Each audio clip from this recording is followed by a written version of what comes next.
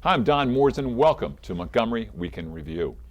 The Winter Olympics are right with us. Featured nightly on television are events that we can cheer our national team on with. And Ken Jackson, who comments regularly for this program, is here to give his thoughts on this spectacle and on cheering for Americans.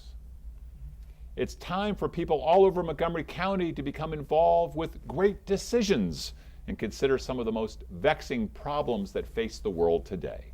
Elaine Apter from the League of Women Voters is part of a group that's involved in this program. She's here to tell us all about it and how we can get involved. The Community Liaison of Montgomery County School System reaches out to the Latino community and helps this group try to achieve all it can.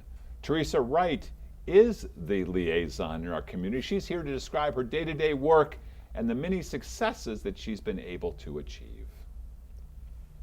It's still winter outside, although we focus the holiday season on helping those who need our help most in the community. Those folks in Montgomery County who are homeless and otherwise have needs still need us.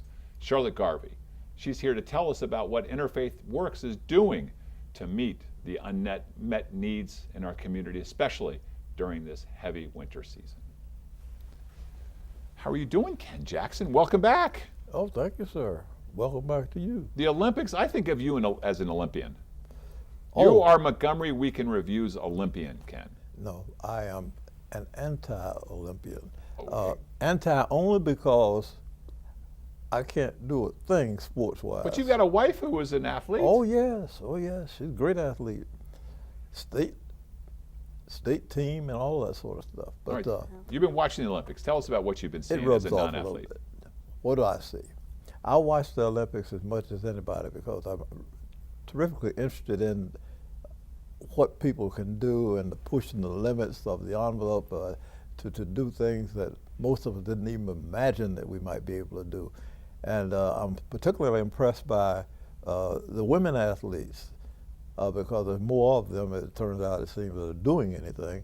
And so looking at them in the hockey and looking at them in the ice dancing, right, and some of the bobsled stuff, just fabulous to watch the ladies perform. And I've been very impressed. And I've also been impressed by the fact that they have such a spirit about them. Every time they're interviewed, it's just like they're bubbling. Right. And that gives you a good feeling because you feel like our group, who really aren't that much into the Winter Olympics as we are into the Summer Olympics, that they are really enthusiastic about this. We've got crossover people who play in the summer and also in the winter. What do you think about the bobsled team? Yeah, the bobsled team is an example. They're pushers. They need fast track and field strong. And they won a medal. Yeah. Oh yeah. They won 2. Right. One a silver and a bronze, and just really was great. I said, where do these ladies come from? Well, one of them I know, 2 of them I know for real are track stars, and they right. were very, very outstanding track stars. And yet they are out there doing things that are not the accustomed thing that you would see. I'm not an expert on hockey, but I got to tell you, watching the women's hockey team, yeah, hard to see how different they are from the men's hockey team. The puck is going on. They're just as tough. They're in there mixing it up yes. and really getting in there and knocking people around just like the guys do. It's really kind of inspiring that they take no prisoners. But just not the thugginess, but the talent, the skills. The skill, yeah. It's there. Doing all that on ice. What do they? Ken, I can't do that. Well, I know, but I'll tell you, the Russians aren't coming this year.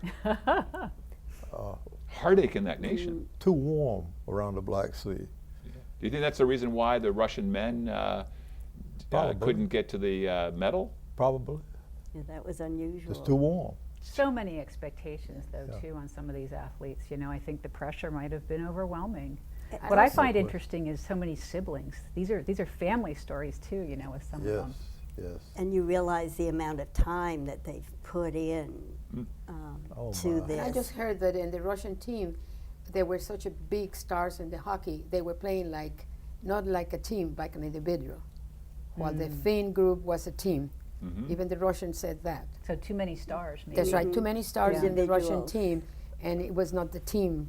You know, you have to work as a team. Except on the hockey team. Well, but this is what they're talking about, the Russian hockey team with a bunch of individuals. They're playing as individuals, you know, maybe like the NBA All-Star game or the NHL All-Star game. What have you seen, Ken, and you're watching these Americans seeming to identify as a part of a larger American team? Yes, I did see that. And one of the more interesting things about that too is the fact that we export our athletes, people who, a guy that won a gold just yesterday was raised in the United States, and he's an all-American, but he was skiing for somebody else. I don't remember what but right. anyway, he won. He married a Russian athlete and migrated over there. And right, that's so how it happened. Suddenly Well, he's a Russian instead of an American. he turned into a Russian when he got over there, I guess. But it's a crossover thing, and I think it's going to do a whole lot for our cultures to begin to understand each other better. And I think that's an offshoot of something like the Olympics. Now, are you so inspired by what you've seen in Sochi that you're ready to begin training for Winter Olympics 2018? Yes, in my next life. Next life. I think that's the other interesting thing about the Olympics is that 4-year span, where there are some sports where you actually, if you don't do it in that 4 year, you're almost too old in the next 4, or you're going on the edge. And I think that's one of the most interesting parts of the Olympics. Well, interesting you make that point, because there's one guy that was in his 3rd Olympics, and he won. And you know, that's a span of 12 years. And he won. He's won more medals, as they say, of anybody in Olympic history. It's fantastic. And there are 40-year-old hockey players on the ice yesterday Right. playing against the U.S., and which that's is really the other inspiring. thing is the professional versus the amateur. Well, listen, guys, I wish we could go on about the Olympics. We'd have the whole show about that. Right. But we've got to move from the great decision that the Olympians made to put their lives on the line for this to great decisions that Montgomery County people are going to be making, along with those from around the world, around the country, to solve the most vexing problems that we face here. Elaine Apter, welcome back. Thank you. It's great to be back. And what is this? What is this? Well, program? it's a very interesting concept. The Foreign Policy Association back in 1955 decided that foreign policy was important and that people all over the country should at least know what's going on and even give their opinions. It's a democracy. And so they established this program around the country. They publish a book with 8 chapters. And this year we're doing things like Islamic awakening, Turkey, the food supply, energy problems, the U.S. and Israel. And if you notice, some of these probably have been ongoing for quite a while. But if these things were easy, then they would have been solved. So it's fun to try and see how. So what happened? So I understand it's going on in several sites around the county. Yes, some of them would be the Potomac Library is doing a series, Leisure World is doing a series, the League of Women Voters is doing a series. And as I said, it's 8 chapters. You read a chapter. Usually it's weekly, so it goes on for 8 weeks. They now publish a DVD to go along with it. Okay. And you discuss, basically you read the chapter and then you have discussion. And the fun thing about Montgomery County is a lot of people from the government, Foreign Service, State Department, are living here and get involved in the Great Decisions programs. And so you get some wonderful input, and you get a variety of input, and that really makes it interesting. I think this is very timely because, you know, now with the problems in the Arab world, I think we all have to understand what's going on there and why is it happening. It's true, and this gives you a background and a basis, but it also allows you to give your opinion, hear other opinions, and realize just how complicated these situations are. And I think that's probably one of the real awakenings you get is, you sit there and read the paper and, oh, why don't they do this or why don't they do that? and then you really get the background, and if they do this, could happen. You know, one of the most frustrating things, I think, because I resembled that remark in terms of people who were involved in around the world in positions from government outside, was you come back and people who have not traveled outside the U.S. have very simple thoughts. And it's not out of ignorance a lot of times, it's just that they haven't had experience. And so I think what you raise in terms of this wonderful depth of exposure that so many Montgomery Countyans have had to different parts of the world, their inputs, it's very exciting. But even in our community, people who haven't traveled, you come back and, well, why should I care about foreign policy issues? If they would just be more like us, everything would be okay. You've got it. Well, and a couple of the issues you highlighted, there's a nexus there, the food supply and issues with climate change. Where's our food going to be coming from with all the weird weather we're having? You really have to wonder, it's not happening over there. It could happen right here to us. No question about it, yeah. And even defense technology, which when we think of defense, we think of the Army and fighting over there somewhere, and all of a sudden with cybersecurity and things like that, we have to look at home too. And so that has much changed. Less drones. The nice thing that we have learned, the bad thing in this case, we're putting drones to work in places around the world, and we can expect drones to come our way at some point in the not so distant future. Right, the world is getting smaller and smaller, and we really have to look at all aspects of what's going on. What have you committed, Elaine, in the topics? What are you going to solve? Which of the 8 are you going to find? Are you going to solve the I have the Israeli? most interesting one. What are you going to solve? I have defense technology. And Lockheed Martin, you've gone over to Lockheed Martin, gone to talk to them? I've done the whole thing, but what I really realize is so much of defense technology, things like with the sequestration, are your priorities and how much money, and is there really a cutback in finances? And to me also the media, that just jumps out there and says, whoa, so many this is going to problems. happen and that's going to happen if we don't do this or that. And interesting, on the DVD it says there's no cybersecurity problem, that we've kind of got that solved.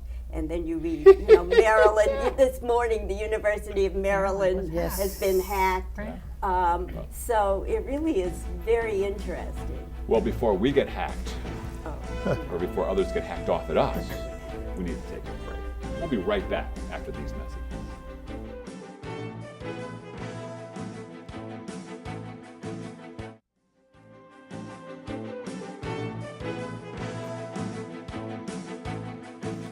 And we're back. Teresa Rios, right. Nice to have you back. Thank you. I'm glad to be back. There's no award, I don't think, that has been created yet in Montgomery County that you have not been honored with. You are Saint Teresa of Montgomery, is how I think of it. I'm just very lucky to work with my community. Well, tell us a little bit about what you're doing in the outreach from Montgomery County Public Schools. Well, as you can see in everybody, there's a big increase of the Latino population in Montgomery County, like in everywhere. And of course, since I work for the school system, we see that increase, and of course we're working with the achievement gap. But one of the part is that the parents have to be involved. And these parents are immigrants, and many of them don't know English, and they don't know how to get help or how to help their children. We've talked about this before. One of the issues that we've seen in the past is then the kids have to be the interpreter for the parents, even in tough medical issues. And that's and not only so wrong. With the lawyer, like you, with immigration. You see, the kid interprets in the school with the doctor and with the lawyer. And in many times, because they know the English, so the adolescent becomes the head of the household. Right. So we decided, hey, and we're very lucky in Montgomery County, we have this program of Saturday school, where the kids go every Saturday. So I saw some of the parents sitting on the steps waiting for the kids, and I said, something is wrong here. So then we were very lucky to get a grant with the Saturday School, Linkages to Learning, and McHale. Right. So we have classes every Saturday morning, free, at Watkins Mill High School with Saturday school. So the kids go into the school and the classes, and the parents in English. Wait. But I hear from people who have never had any contact with the Latino community, and they complain, why don't these people want to learn English? Are you telling me that people want to learn English? They want to learn English. When we have the first registration, there were 75 parents at the door. And in another ones, for Montgomery College, you go on the afternoon, it had 500 people in line. The thing is that they want to learn English, but they don't know where, and maybe they also have to work. That's another thing, it's economics. To fit in between when they work, because they've got to provide for the families. That's right. And another thing, you see, I'm firmly a believer of hope, and these people need hope. They have to believe that there's a future for them and their kids. So this is why, besides the English, we give them the English classes. We have 3 levels. Okay. And then after the class, once a month, we give them a workshop on how to communicate with your kids, how to communicate with the school system, how to feel yourself, and we give them hope. The other day we had a little celebration, and I think the best thing that I have heard, this father all of a sudden got up off his chair and he said, "Thank you, because now I feel like a star. I can help my child." That's great.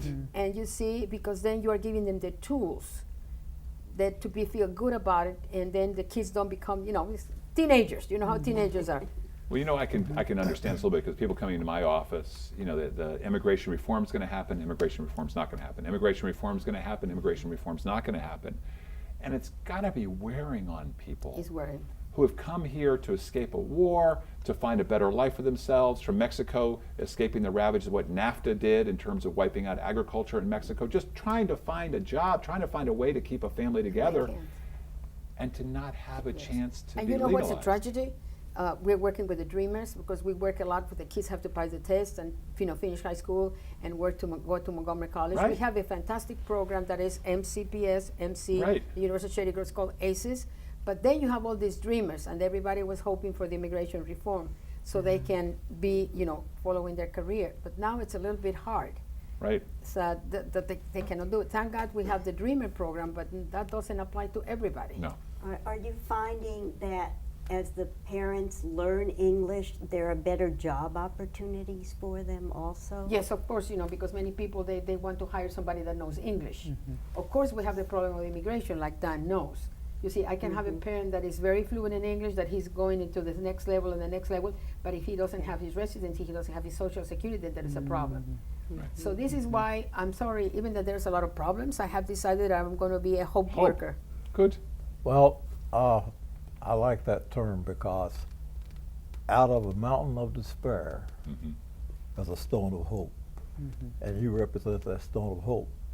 Martin Luther King Memorial contains that saying on the memorial. And I'm just glad to hear you talking, because I am not that, familiar with the Latino community, although my grandchildren went to school with a lot of Latinos of necessity, because that's when the great immigration was taking place. And they got to know a lot of kids, and lots of good relationships they built and everything like that. And I see real progress, because we as a group of people just need to work together more and get to know each other better. And it's great that you're lifting that role reversal. And stop so much competition. And I'm glad that you're saying that, because we have been studying now that there's a lot of common About 10 seconds. between the African American and the Latino. So we are working on that. We're having programs together with the 2 communities. Fantastic. What a great way to end this segment. Yeah. Congratulations and good luck. Yes. Keep hope alive. Keep hope alive. Keep hope alive. Be that stone of hope. Charlotte, welcome back. Thank you. It's good to be here, Don. Another ray of hope. We try to be that in the community. At Interfaith Works, we're in 2 important lines of work. One is caring for the homeless, and the other is trying to prevent homelessness. And the holiday season has passed, and we had an incredible outpouring of donations and support.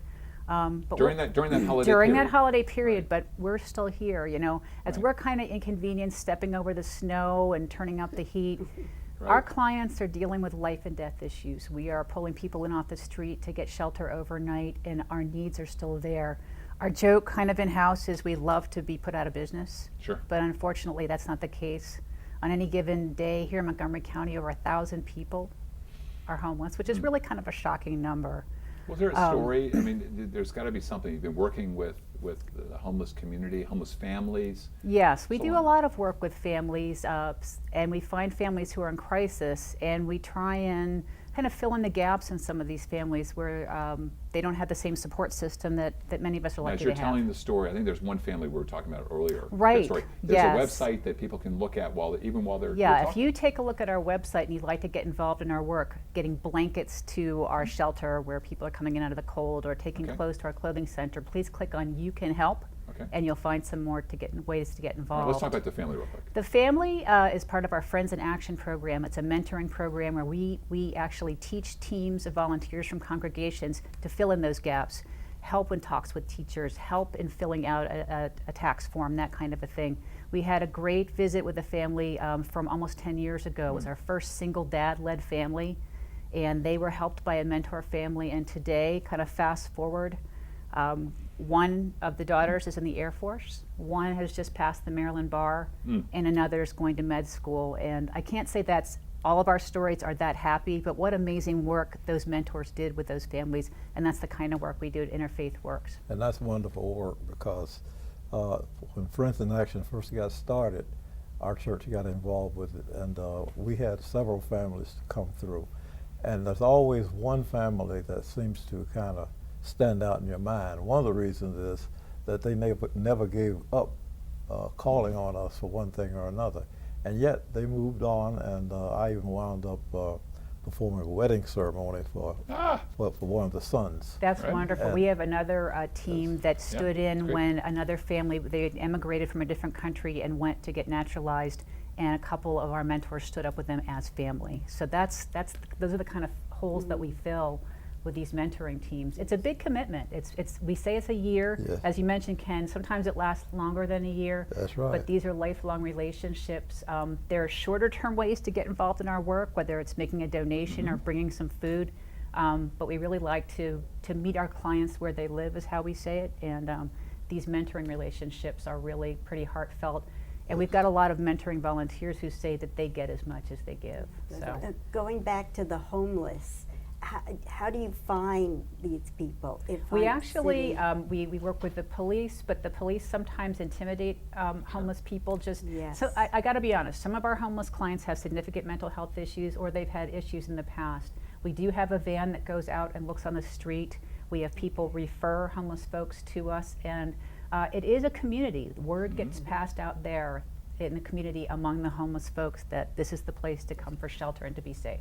Our Latino community has benefited for your mentoring. Not that they are homeless. Well, of course, they are homeless, but you have mentored a lot of our Latino families that, thanks to you, they are doing better. Oh, we're glad to hear that. Again, a lot of the work that we do is about prevention, and when families are in crisis, they're on that rocky edge of falling into homelessness. So a lot of our work is aimed at making sure people don't become homeless, as the mentoring program is. So It's a prevention. it really is, and it's an important part Before of they're it. in the street. You know, in the last year, we've placed 90 formerly homeless or needy people in jobs, and, and jobs can be that first step up. That when you talked about the teaching families, the parents English, it's that first step, that opening of the door to get to that next place, and maybe it's kind of incremental, but it's that first step. Wasn't it So- Hubert Humphrey who said the best form of welfare is a job? Absolutely. That's right.